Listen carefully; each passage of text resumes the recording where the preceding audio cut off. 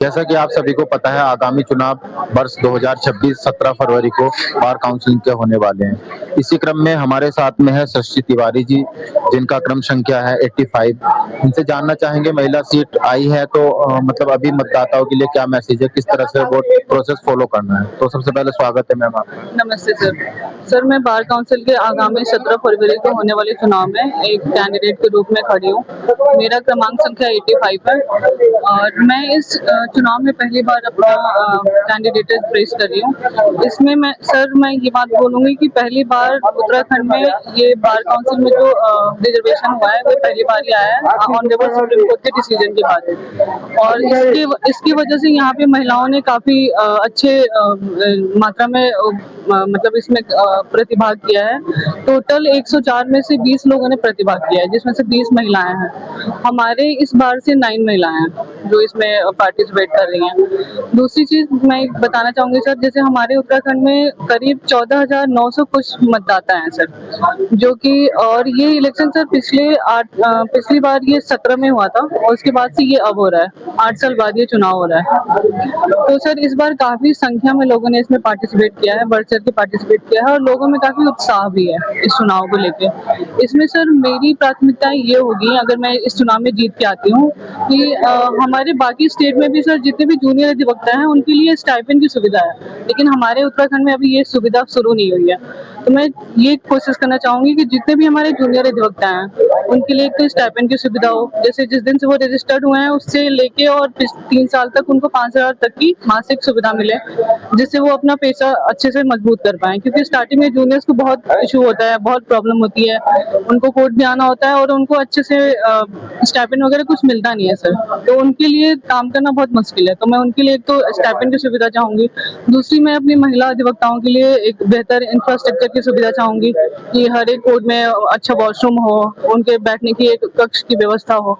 दूसरा, अभी हमारे यहाँ पे देहरादून में सर चैम्बर निर्माण की बहुत ज्यादा बर्निंग इशू है। हमारे जूनियर अधिवक्ताओं के लिए चैम्बर्स नहीं है, तो उसके लिए भी मैं चाहूंगी कि सरकार के साथ समन्वय स्थापित करके हम चैम्बर के बारे में बात करें और उसका मतलब सुनिश्चित करें कि कहाँ पे और कैसे बनेगा। दूसरी चीज सर उसके बाद ये है कि जो भी हमारा डेथ क्लेम होता है, अगर हमारे साथी अधिवक्ताओं की डेथ होती है तो उसके बाद जो डेथ क्लेम है सर वो जल्दी से जल्दी मिले। उसको मिलने में टाइम बहुत लग जाता है सर। कभी परिवार को बहुत आवश्यकता होती है, लेकिन अप्लाई करने के बाद बहुत सारे ऐसे प्रोसीजर हैं जिसमें बहुत टाइम लग जाता है। तो हम चाहेंगे कि वो जल्दी हो और उसका जो राशि है वो थोड़ा बढ़ाया जाए। जैसे अभी 3.5 और 4.5 लाख के करीब है, हम चाहेंगे उसको 5 लाख से ज्यादा किया जाए तो वो जल्दी हो।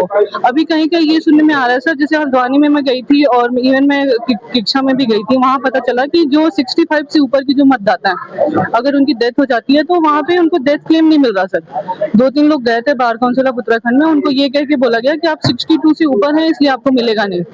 तो इस पे भी मैं चाहूंगी कि ये चीज भी मैं सामने ले आऊं और इस पे भी बात हो। तो सर ये सारी मेरी प्राथमिकताएं हैं और मैं चाहूंगी कि मेरे जो मतदाता हैं वो अपने मत का अच्छे से प्रयोग करें और मुझे इस चुनाव में विजयी बनाएं। और सर एक चीज और मैं बोलना चाहूंगी अपने मतदाताओं से कि सर पिछली बार के इलेक्शन में काफी मत वेस्ट हुए थे, तो मैं ये बोलना चाहूंगी कि आप अपने मत का अच्छे से उपयोग करें और क्रम संख्या में करें। जैसे आप 1 2 3 4 ऐसे करके मत दे रहे हैं तो वो कंटिन्यूशन में होना चाहिए। ये नहीं कि आपने 1 दिया उसके बाद आप सीधे 4 दे दिया, आपने किसी को 5 दे दिया। आप क्रम संख्या में चलिए, उससे फिर आपका मत वेस्ट भी नहीं होगा और वो आप सही जगह मत दे पाएंगे।